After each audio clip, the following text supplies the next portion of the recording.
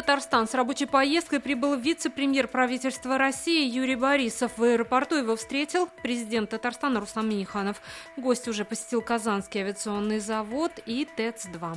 Более 100 миллионов долларов достиг товарооборот между Сербией и Татарстаном в прошлом году. Показатель вырос почти в 2 раза, отметил сегодня Рустам Минниханов на встрече с министром иностранных дел Сербии Ивицей Дачичем. Кроме Татарстана, фестиваль уличного искусства «Культурный код» пройдет еще в 3 регионах России. Так как разрыв по итогам голосования в регионах, набравших максимальное количество голосов, мал, организаторы приняли решение провести фестивали в Татарстане, Ставрополе, Нижегородской и Челябинской областях.